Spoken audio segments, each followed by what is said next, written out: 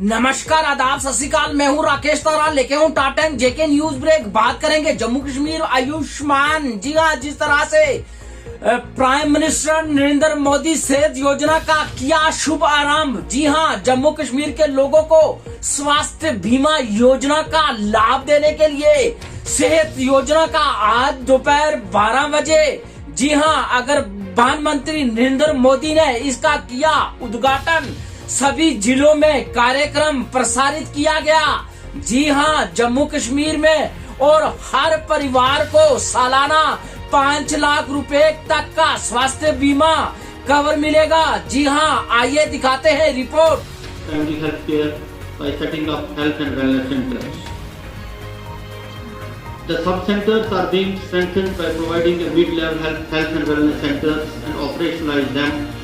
And by 2022 December, we will have 2,900 health and wellness centers.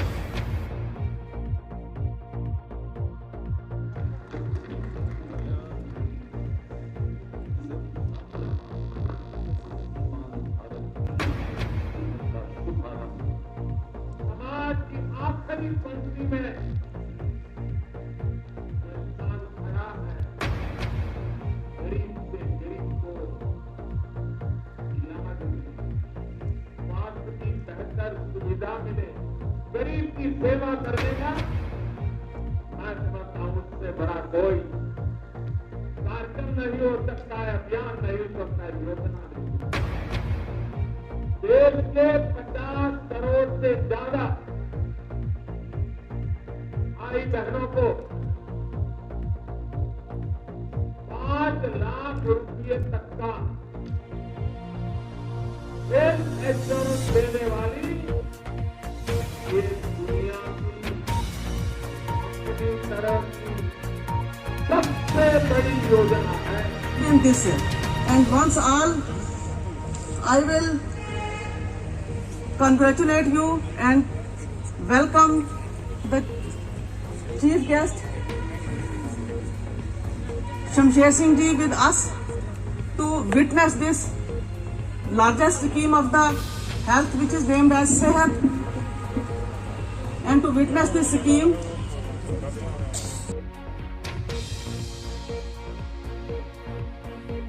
केंद्र सरकार की जो स्कीम थी,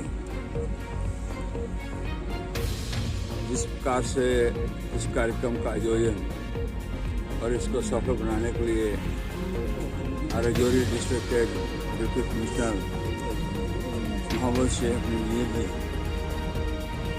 और बाकी इनकी पूरी की पूरी ऑर्गेनाइजेशन जो है, उसने भरपूर प्रयास किया। ये स्कीम एक जगह नहीं, जम्मू कश्मीर के कई स्थानों पर प्रारंभ हुई है। जिस प्रकार प्राइम मिनिस्टर तो दिल्ली से बोल रहे थे, होम मिनिस्टर यानी कि कोलकाता से थे, गया था राजौरी में आया हूं। हम सब जानते हैं कि जिस प्रकार के पिछले 6 वर्षों से जिस प्रकार प्रधानमंत्री नरेंद्र भाई मोदी जी का कार्यकाल शुरू हुआ है, उन्होंने अपने कार्यकाल में स्कीम्स की जड़ी कहना चाहिए वो लगाई हुई है। एक से बढ़कर स्कीमें हैं। वो स्कीमें इस प्रकार की हैं कि सोसाइटी तक पहुंचे, आवाम तक पहुंचे, आवाम को उसका सीधा फायदा पहुंचे।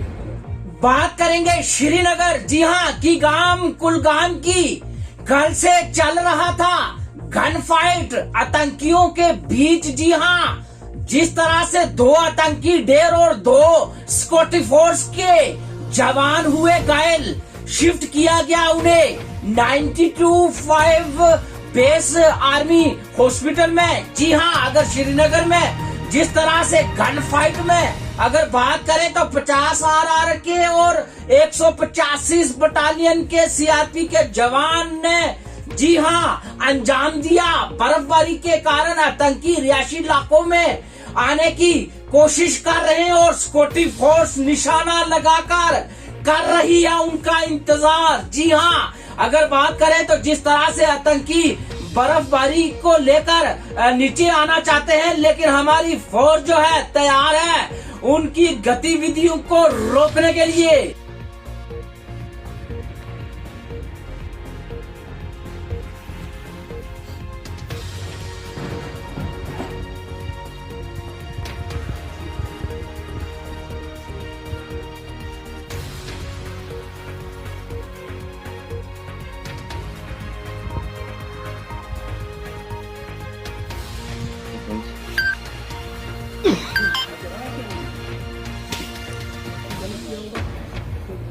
मिलनी चाहिए नहीं किया होगा तो मुझे पता ही नहीं करे तो आप लोग कहाँ मीडिया बोल चुका कहाँ से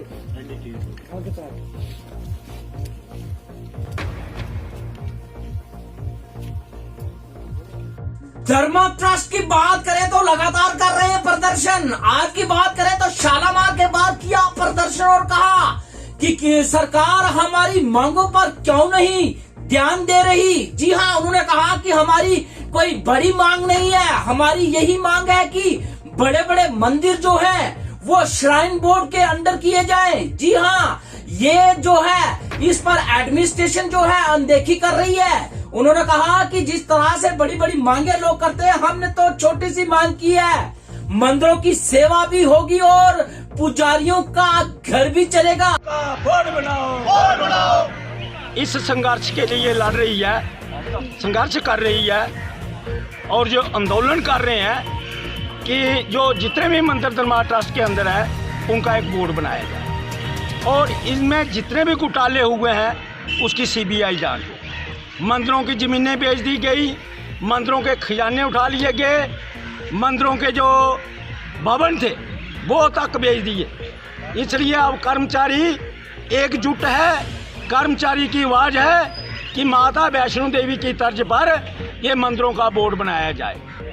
बात करें हिंदुस्तान की तो हिंदुस्तान में जो भी देश के लिए होता है शहीद, उसे हर पल, हर दिन, हर वक्त हिंदुस्तानी याद रखता है उसकी कुर्बानी। जी हाँ, आज बात करेंगे फ्रीडम फाइटर एसोसिएशन ने दी श्रद्धांजलि शहीद उधम सिंह को। जी हाँ, उनकी कुर्बानी को किया याद, जिन्होंने देश के लिए दी थी जान। हमारे तोपदार उधम सिंह में नौकरी करते थे और ये छोटी उम्र में 9-10 साल की उम्र में ये यतीम हो गए। उनकी माता पिता की डेथ हो गई, उसके बाद उनके पिताजी चले गए। तो ये खालसा वहाँ पर नाथालय था, उसमें अमृतसर में पढ़े, ग्रेजुएशन किया वहाँ से। उसके बाद क्रांतिकारी शुरू से उनका ध्यान जो था भगत सिंह जी की तरफ था, उनके बड़ा मानते थे उनको। और जब जलियांवाले बाग में जनरल डायर ने जलियांवाले बाग में एक ही दरवाज़ा था उसको बंद करके लोगों को गोलियों से भून दिया, तो वो दृश्य उनकी नज़रों में था और उसका बदला लेना चाहते थे। लेकिन डायर की जब तक ये बड़े हुए लंदन में पहुँचे तब डायर की मृत्यु हो चुकी थी। लेकिन उस वक़्त के जो गवर्नर थे जिन्होंने वो आर्डर दिया था, उनको उन्होंने अपने उसमें गोली से घायल कर दिया। और वो इस तरह से वो अपनी वहाँ पर पिस्टल लेके गए। एक बड़ी सी किताब में उन्होंने नक्शा बना के पेज को जो फाड़ के उसके बाद अपनी जो पिस्टल थी उसमें रखी हुई थी, वहाँ जाकर उनको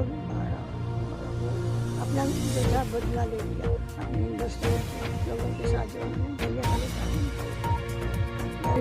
जम्मू वन टोल प्लाजा की हंगामा किया लोगों ने और तोड़फोड़ की टोल प्लाजा की, जिसमें 4 लोग हुए घायल। जी हाँ, हुई तोड़फोड़ गाड़ियों और वन टोल प्लाजा की। आइए दिखाते हैं रिपोर्ट।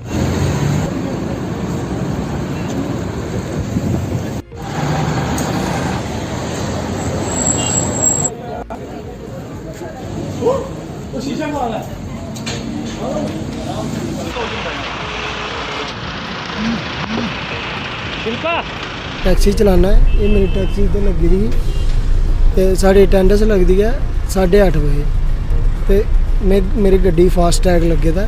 मेरे अगे जी गड्डी ही पता नहीं केड़ी गड्डी केड़ी नहीं, ਉਹਦਾ टूल कट्टिया उन्हें किया कि नहीं मेरी गड्डी का फास्ट टैग च कटोई आ। मैंने आख्या मैनू मिगी जान दो ਸਾਡੀ ਅਟੈਂਡੈਂਸ ਲੱਗਣੀ 8:30 ਵਜੇ, ਦਿਹਾੜੀਦਾਰ ਬੰਦੇ ਆ, ਡਰਾਈਵਰ ਆ, ਅਸੀਂ ਜਾਣ ਤੋਂ ਲੇਟ ਹੋਈ ਜਾਣਾ। ਉਹ ਮੈਂ ਉਹਨੇ ਗਾਲਾਂ ਕੱਢਣਾ ਸ਼ੁਰੂ ਕਰੀਆਂ। मैं जिस तरह बाहर निकला उन्हें और गालां, मैं कहा यार गालां केड़ी जी, मेरा टोल कटोई है, कोई कैश नहीं दिता, मेरा फास्टैग लगे दा कटोई है, यार गालां कहदे च देआ दिओ। जे बाहर निकले उन्हें 3-4 बंदे उन्हें मारना शुरू कर लिया मिगी। और इस बैट वगैरह रखे हुए हैं, इधर ये टांग को लगी है, इधर चेस्ट को लगी है। बात करेंगे उन लोगों की जिन लोगों को हुआ फायदा गोल्डन कार से। उन्होंने जेके न्यूज ब्रेक से बात करते हुए कहा कि प्रधानमंत्री का बड़ा कदम स्वास्थ्य की ओर। और रविंद्र राणा स्टेट प्रेसिडेंट, जी हाँ, उन्होंने कहा अब कोई नहीं होगा बीमार का शिकार, 5 लाख का बीमा दे रही है सरकार। मैंने डॉक्टर को दिखाया तो मेरा कैंसर निकल गया और डॉक्टर ने पूछा कोई गोल्डन कार्ड बना हुआ है आपका, तो मैंने बोला हाँ मेरे पास है गोल्डन कार्ड, और उसी कार्ड के थ्रू मेरा इलाज शुरू हुआ। और मैं वो कार्ड नहीं होता तो मेरा इलाज मैं नहीं करा सकता। उस कार्ड से हमारी कीमो फ्री में होती है और बख्शी नगर हॉस्पिटल में हमारा इलाज चल रहा है। हम हैं भी जम्मू के हैं, हम बाहर कहीं भी लेके गए, हमारा शबाब अब्दुल्ला डॉक्टर इलाज कर रहा है, उसने कार्ड हमें चला दिया, हमारा कार्ड चल रहा है, हमारा इलाज चल रहा है, हमारे भी बढ़ रहा है। प्रधानमंत्री जी ने जम्मू कश्मीर के लिए इस योजना का स्वयं शुभारंभ उनके हाथों से हुआ है और ये योजना प्रत्येक व्यक्ति के लिए है। बहुत सारे लोगों की ये शिकायत रहती थी कि उन तक ये उनका सर्वे में नाम नहीं है, लेकिन ये अब सबके लिए ये योजना को जब लागू कर दिया गया तो इसका लाभ करोड़ों जम्मू कश्मीर वासियों को होगा। पैंथर पार्टी की आज भी उन्होंने किया जोरदार प्रदर्शन। कहा DDC election, district development council के इलेक्शन में हुई है दादरी। उन्होंने प्रोटेस्ट किया और कहा कि इस पर हो जांच। धांधलियाँ हुई हैं, उनका पूरा ब्यौरा हमने अपने मेमोरेंडम में दर्ज किया हुआ था और उसका खुलासा जो है हम इलेक्शन कमीशन के साथ मीटिंग में करना चाहते थे, जिसमें बहुत बड़े पैमाने के ऊपर जिस तरीके से ये धांधलियाँ हुई हैं। सबसे बड़ी बात ये है इसमें कि जो स्ट्रांग रूम था, जिसको ये कहा जाता है कि उसमें परिंदा भी पर नहीं मार सकता है, एयर टाइट होता है, जिसमें कोई घुस नहीं सकता एक बार उसमें मतपेटियाँ अगर रख दी जाएं तो, लेकिन 8 बार उसको खोला गया और उसकी छत नहीं थी। आज हम आपको एक रिपोर्ट बताने जा रहे हैं। जी हाँ, बात करेंगे कश्मीर के गांदरबल की। जी हाँ, भारत की एक 24 साल की बेटी ने, हाँ जी, डीडीसी इलेक्शन में जीत हासिल की और बड़े बड़े दिग्गज नेताओं को धूल चटाई। जी हाँ, अगर बात की जाए तो उन्होंने जीत हासिल की। 24 साल की बेटी ने सियासत में कदम रखा और कहा कि मेरा जो मिशन था, शुरू से ही मैं चाहती थी कि मैं कहीं ना कहीं सियासत में आऊं और गरीब लोगों की सेवा कर सकूं। जी हाँ, आप बेटी भी देश की संभालेगी बागडोर और बेटी और बेटा एक समान, कह रहा है हिंदुस्तान। जी, ये शौक मुझे बचपन से ही था कि मैं लोगों की खिदमत कर सकूं। पहले उतना एफर्ट नहीं था हमारी फैमिली से कि हम दूसरों की मदद कर सकें, लेकिन अब अल्लाह ताला ने हमें मौका दिया है और लोगों ने भी मुझे बहुत सपोर्ट किया है कि मुझे इस इलेक्शन में खड़ा किया है। और लोगों का मैं ये शुक्रिया अदा कर रही हूँ कि उन्होंने मुझे वोट डाल के कामयाब किया। जी, ये शौक तो मुझे बचपन से ही था कि मैं सभी लोगों की खिदमत कर सकूं। अब तो मैं डीडीसी बन गई हूँ अल्लाह के फजल व करम से, तो अब अल्लाह ने ऊपर से मुझे ये बख्शा भी है। अब ये मेरी खुशकिस्मती है कि मैं लोगों की खिदमत कर सकूंगी। बड़ी खुशी होती है जब हर फील्ड में बेटी की हिस्सा लेती है। जी हाँ, अगर बात की जाए तो कुछ लोग जब बेटियां होती थी तो जो है मायूस हो जाते थे और बेटा होता तो बड़े बड़े मिठाई के डिब्बे बांटते थे। वो दिन गए। जी हाँ, अब बेटा और बेटी एक समान। जी हाँ, हर व्यक्ति, हर घर, हर हिंदुस्तान वासी कह रहा है बेटा और बेटी एक समान। जी हाँ, बड़ी खुशी होती है जब हर फील्ड में बेटी भी हिस्सा लेती है। बात करेंगे यूटी जम्मू कश्मीर की बॉक्सिंग चैंपियन में बच्चियों ने लिया हिस्सा। जी हां, जिसमें जम्मू कश्मीर पुलिस का सहयोग भी मिला और जम्मू कश्मीर स्पोर्ट काउंसिल ने स्पॉन्सर किया। और एक बेटी ने कहा कि जीतकर, जी हां, जीतकर मैं ओलंपिक में लूंगी हिस्सा। जी हां, अगर बात की जाए तो बेटियों के लिए सही कदम, दम और बचाव।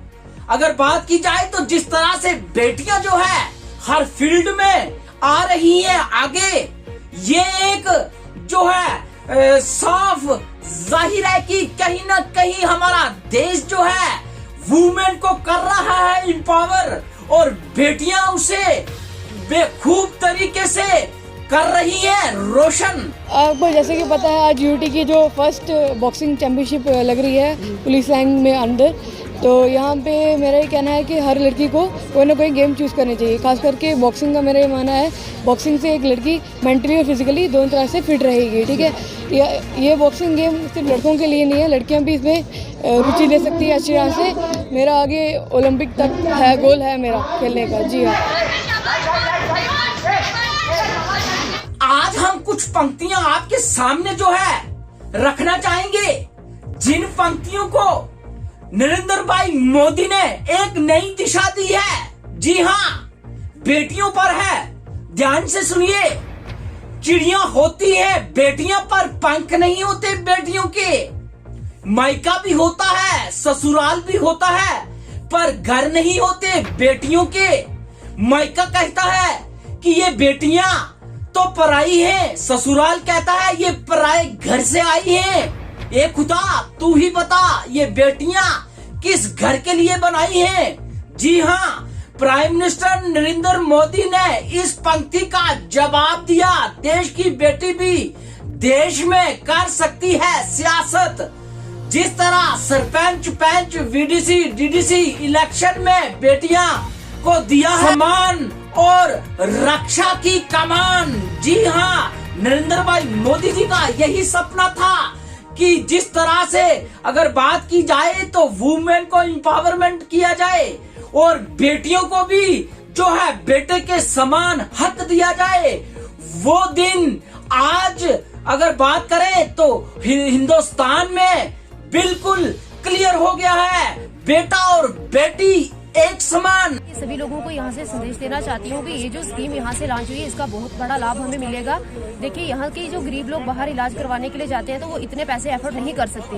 तो ये है कि यहाँ के जरिए वो कार्ड में जो इंश्योरेंस है 5 लाख का, वो जब यहाँ से इलाज करवाने के लिए बाहर जाएंगे तो इस कार्ड के दौरान उन्हें जो भी गंभीर समस्या होगी, जो भी प्रॉब्लम है, उनको सेहत को लेकर कोई भी बीमारी है तो उसका वो अच्छे से इलाज करवा सकते हैं। जो आज सेहत का प्रोग्राम आरम्भ किया गया है, इसमें ये आज कोई नया नहीं है, ये 2 साल पुराना ही है, जिसको पहले गोल्डन कार्ड या आयुष्मान भारत के नाम से जाना जाता था। इसको एक नए तरीके से आज शुरुआत का ये मकसद है कि इसको पहले तो उन लोगों के ही नाम आया करते जिनका सर्वे लिस्ट में नाम हुआ करता था, तो बाकी के जिनके सर्वे लिस्ट में नाम नहीं था वो इस बेनिफिट्स से पूरा फायदा नहीं ले सकते थे इस स्कीम से। तो अब आज से ये है कि जितने भी जम्मू कश्मीर के रहने वाले लोग हैं वो सारे इस स्कीम का फायदा। कॉन्स्टिट्यूंसी ये जो प्राइम मिनिस्टर स्कीम, जो आज PMJAY स्कीम जो लॉन्च की है हमारे प्राइम मिनिस्टर साहब नरेंद्र मोदी साहब, तो मैं उससे इस स्कीम के अकॉर्डिंग ये कहना चाहूँगी कि ये बहुत एक अच्छी स्कीम है, जिससे क्या है कि हमारे जितने भी गरीब लोग हैं जिनको कोई भी प्रॉब्लम होती है, जैसे बीमारी जो है कुछ भी, जो लोग इस चीज़ का खर्चा नहीं उठा सकते और वो उसी बीमारी के बीच में जो है जूझते रहते हैं और ज़िंदगी भर उनको बहुत मुश्किलात आती है। और ये जो इसमें 5 लाख रुपीज़ जो है बेनिफिट दिया है परिवार के हर सदस्य को, 5 लाख रुपीज़ का जो है इसमें इलाज जो है वो फ्री ऑफ कॉस्ट जो है यहाँ हमारे वर्ल्ड के सब हॉस्पिटल, इसमें इंक्लूडिंग हमारे प्राइवेट हॉस्पिटल भी हैं और गवर्नमेंट हॉस्पिटल भी हैं। डिस्ट्रिक्ट राजौरी के ओल्ड बस स्टैंड से जाते हुए एक ट्रैक्टर हुआ दुर्घटनाग्रस्त। जी हां, ड्राइवर की मौके पर हुई मौत।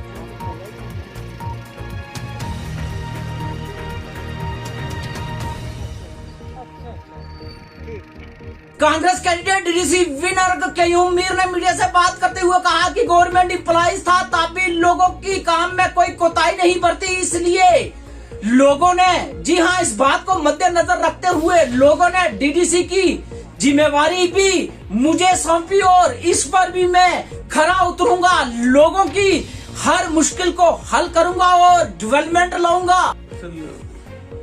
मेरे अंदर एक जज्बा है मुझे खलक का, जो जब मैं सरस में था, जिस डिपार्टमेंट में मैं रहा, जहाँ भी रहा, तो वहाँ भी मैंने एज ए पब्लिक सर्वेंट लोगों को खादम सोचकर मैंने काम किया और मुझे बड़ी कामयाबी हासिल होती रही।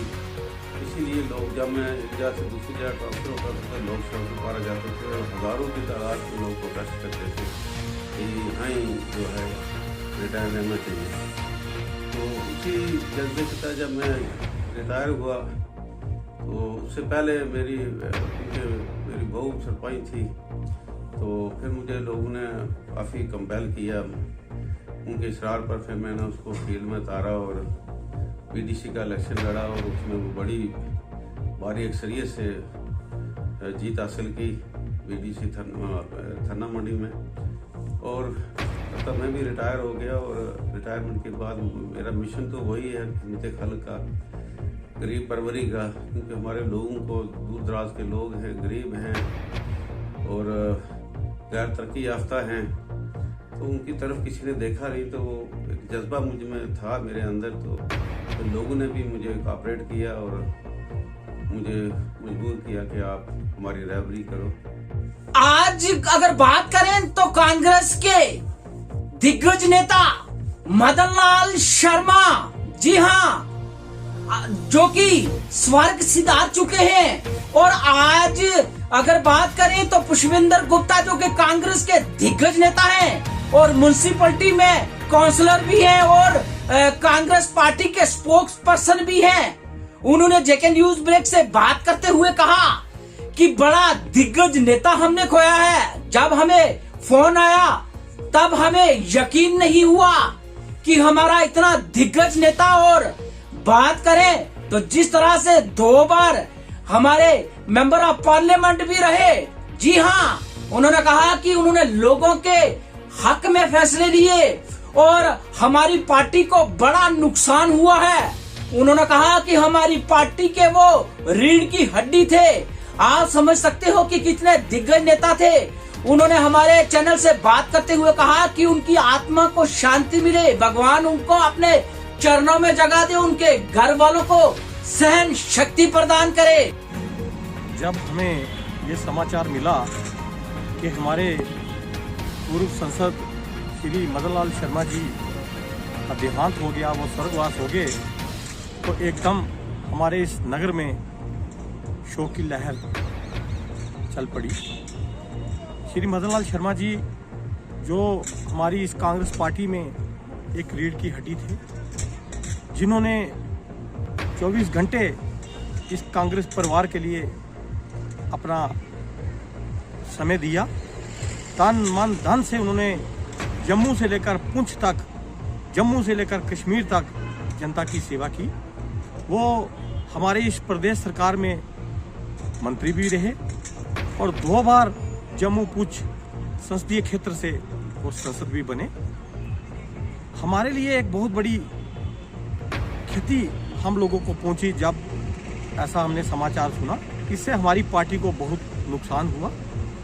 हम परमपिता परमात्मा से प्रार्थना करते हैं कि स्वर्गीय मदन लाल शर्मा जी, स्वर्गीय कहने में भी हमें थोड़ा लगता है, हमें अभी भी ये विश्वास नहीं होता कि वो हमारे बीच में नहीं रहे। परमपिता परमात्मा से ये प्रार्थना करते हैं कि उनको स्वर्ग में स्थान प्रदान करें और अपने चरणों में वास दें और उनके परिवार को दुख सहन करने की शक्ति दे। राकेश तारा दीजिए इजाजत और देखते रहिए टॉप 10 जेके न्यूज ब्रेक।